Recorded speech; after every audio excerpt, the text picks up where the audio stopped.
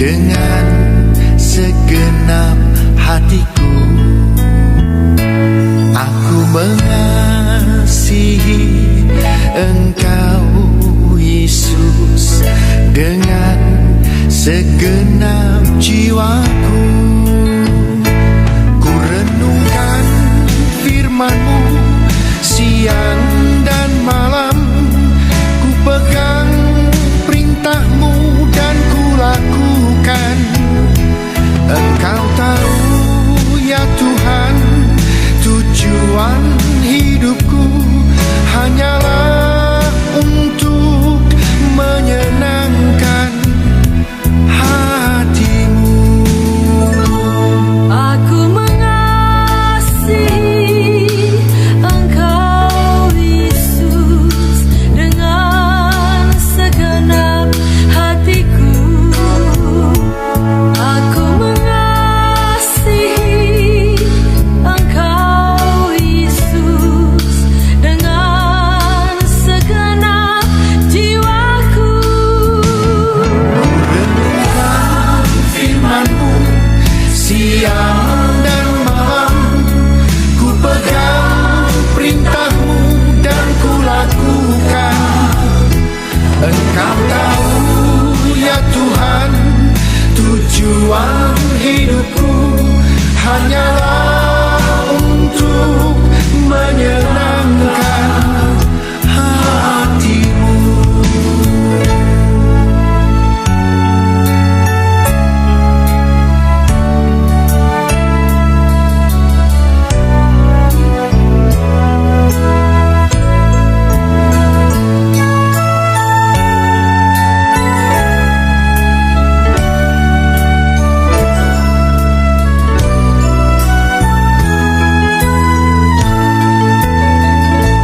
Aku mengasihi Engkau Yesus dengan segenap hatiku. Aku mengasihi Engkau Yesus dengan segenap jiwaku. Ku renungkan firman-Mu siang dan malam, ku pegang perintah-Mu dan ku lakukan. Engkau tahu ya Tuhan, tujuan hidupku hanyalah untuk menyenangkan hati-Mu. Ku renungkan firman-Mu siang dan malam, ku pegang perintah-Mu dan ku lakukan. Engkau tahu ya Tuhan, tujuan hidupku hanyalah untuk menyenangkan hati-Mu. Ku renungkan firman-Mu siang dan malam, ku pegang perintah-Mu dan ku lakukan. Engkau tahu ya Tuhan, tujuan hidupku hanyalah untuk menyenangkan hati-Mu. Menyenangkan hati-Mu, menyenangkan hati-Mu.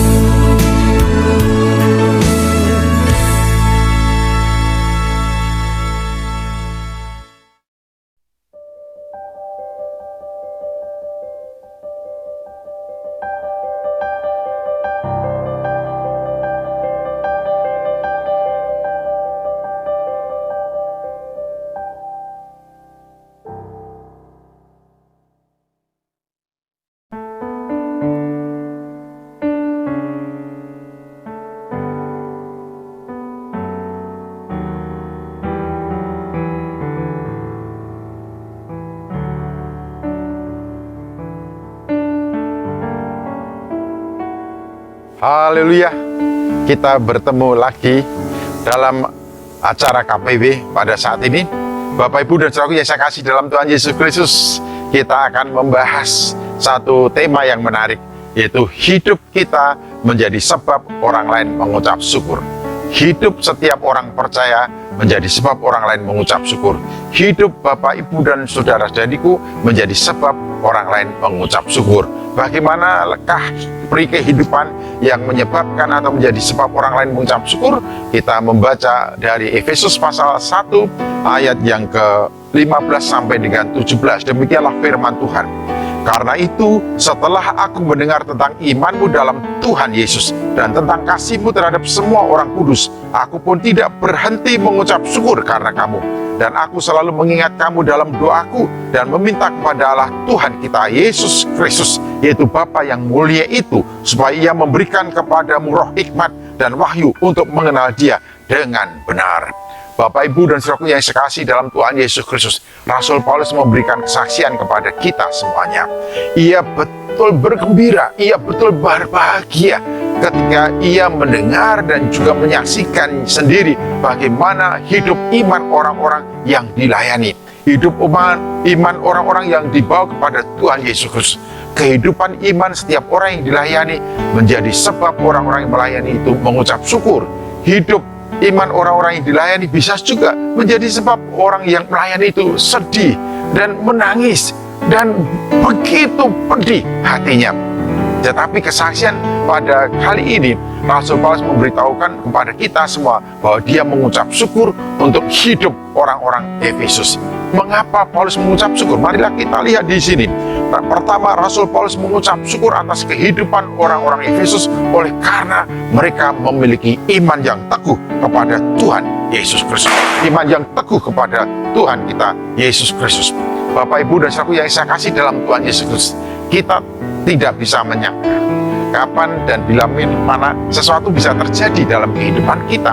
Sesuatu yang sangat frontal, sesuatu yang sangat tragis, sesuatu yang sangat memedihkan. Dan ketika itu terjadi dalam kehidupan kita, bisa saja membuat kita meronta, membuat kita menangis, membuat kita pedih, membuat kita sedih.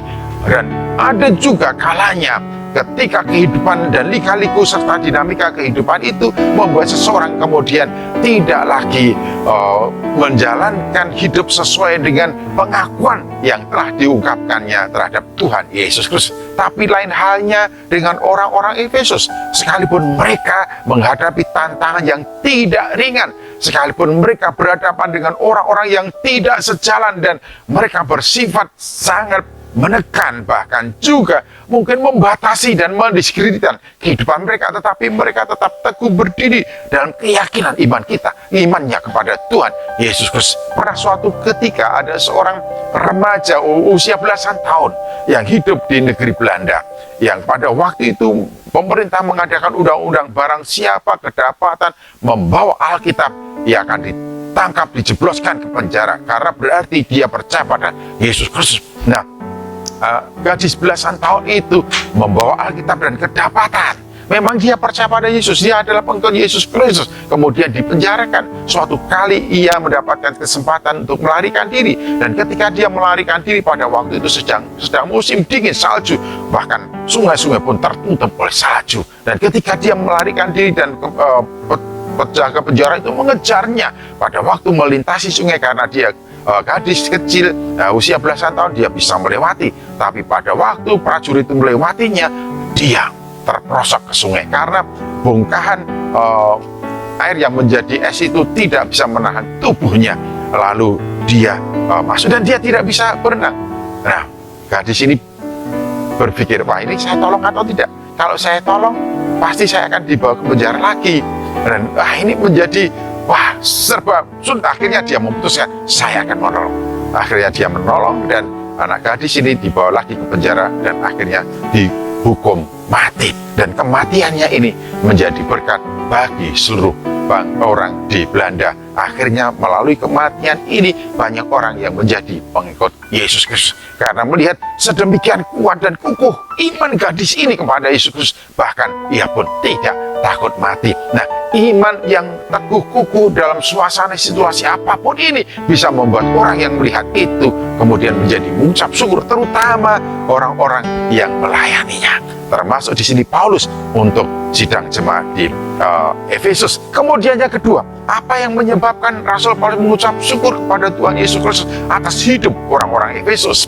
Dan ini juga bisa juga kita praktekkan dalam kehidupan kita, sehingga hidup kita bisa menjadi sebab orang lain mengucap syukur. Yang kedua adalah oleh karena hidup kasih dari orang-orang Efesus begitu luar biasa. Dikatakan di sini bahwa orang-orang percaya di Efesus mengasihi semua orang kudus, dan kasihnya itu dibuktikan, dinyatakan dengan tindakan yang konkret. Mereka tidak hanya manis di bibir, manis di mulut, enak di bibir, enak di perkataan, tetapi apa yang dikatakan perihal kasih terhadap sesama, terhadap orang lain, dan kepada orang-orang kudus, itu dilakukannya, itu dipraktekannya. Orang-orang Efesus bukanlah orang munafik, orang yang pintar bersandiwara di depan orang. Ia begitu sopan, santun, begitu hebat dan luar biasa hatinya. Bukan begitu. Orang-orang di Efesus memang baik di depan maupun di belakang, ia betul-betul mengasihi orang-orang kudus, ia betul-betul mengasihi setiap orang percaya, ia betul-betul mengasihi semua orang. Bapak, Ibu, dan saudaraku yang saya kasih dalam Tuhan Yesus Kristus, seringkali kita terkecoh.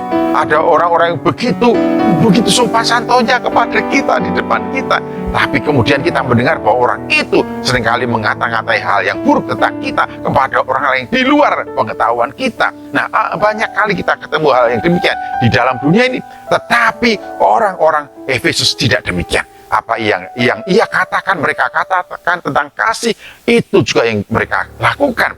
Di depan maupun di belakang, mereka mengasihi, dan orang-orang kudus adalah salah satu sasaran kasihnya. Mereka mengasihi dengan sesungguhnya, sehingga kehidupan kasih dari orang-orang Efesus mendatangkan rasa bangga bahagia terhadap Paulus, sehingga Paulus selalu mengucap syukur kepada Tuhan Yesus Kristus oleh karena kehidupan kasih dari orang-orang Efesus. Kemudian yang ketiga, Bapak, Ibu, dan saudaraku, kalau orang-orang itu mendapat sentuhan oleh karena kehidupan iman kita, oleh karena kehidupan kasih kita, maka mereka itu tidak akan keberatan untuk membawa nama kita di dalam doa mereka. Demikian juga yang dilakukan oleh Paulus ketika hati Paulus dan tersentuh demikian rupa oleh orang-orang Efesus, dan kemudian Paulus menjadi mengucap syukur kepada Allah di dalam Tuhan Yesus Kristus oleh karena iman dan kasih orang-orang Efesus. Dan kemudian Rasul Paulus tidak pernah lupa menyebut orang-orang Efesus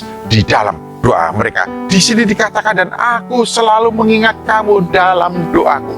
Aku selalu mengingat kamu dalam doaku. Doa itu begitu luar biasa kekuatannya. Bapak, Ibu, dan saudaraku yang saya kasih dalam Tuhan Yesus Kristus, kalau semua orang, sesama kita, tetangga kita, teman kita, handetolan kita, keluarga kita, semua orang mendoakan kita, betapa nyaman dan nikmatnya hidup kita, karena kita merasakan betul kalau orang-orang lain mendoakan kita, mendorong kita, memberikan spirit kepada kita, menopang kita, memberikan kegairan kepada kita, sehingga kita optimis dalam melaksanakan kehidupan kita dari hari ke hari. Paulus mengucap syukur karena kehidupan iman orang-orang Efesus. Paulus mengucap syukur oleh karena kehidupan kasih orang-orang Efesus. Paulus mendoakan orang-orang Efesus karena iman dan kasih mereka begitu luar biasa. Saya kira kita juga bisa menjadi pribadi-pribadi yang berbahagia di dalam dunia ini oleh karena kehidupan Bapak, Ibu, dan saudaraku, kehidupan kasih, kehidupan iman yang dinyatakan, dibuktikan secara konkret kepada setiap orang di hadapan Tuhan dan sesama kita. Maka orang-orang yang mendapatkan sentuhan kasih sayang kita, orang-orang yang merasakan keberkatan oleh karena kehadiran kita, oleh karena perkataan kita, oleh karena perbuatan kita, mereka tidak akan keberatan mendoakan kita. Coba contoh konkretnya ya, ini sederhana sekali. Kalau kita berhenti di perempatan, kemudian ada orang yang meminta-minta dan kita berikan. Kita beri untuk orang yang tua ya, apa yang mereka katakan, apa yang dia katakan, mudah-mudahan penuh dengan doa. Waktu kita sedang makan di warung, ada orang kemudian minta-minta dan kita memberi. Lalu setelah orang itu menerima, apa yang dia katakan? Ia mendoakan. Dari kalau seseorang merasakan, menikmati sentuhan kasih kita, maka dengan sukacita mereka pun akan mendoakan kepada kita. Himpunlah sebanyak mungkin pendoa-pendoa bagi kehidupan saudara, karena saudara mengasihi mereka dengan tulus dan kesungguhan hati. Mari kita berdoa. Tuhan Yesus, hari ini kami berdoa supaya seluruh anggota KPW betul-betul selalu menyatakan dan membuktikan iman kasihnya kepada setiap orang. Sehingga banyak orang yang akan mendoakan mereka dalam kehidupan seharian, yang menjadikan semua anggota KPW merasa nyaman, tenang, aman di dalam kehidupan dari hari ke hari. Hambamu juga berdoa secara khusus saat ini, hambamu di Asrama Putri Stikes Rumah Sakit Baptis Kediri. Semua yang dibimbing, dididik, dan dibina di sini, biarlah mereka merasakan otoritas dan kehadiran Tuhan Yesus. Dalam nama Yesus kami berdoa. Amin.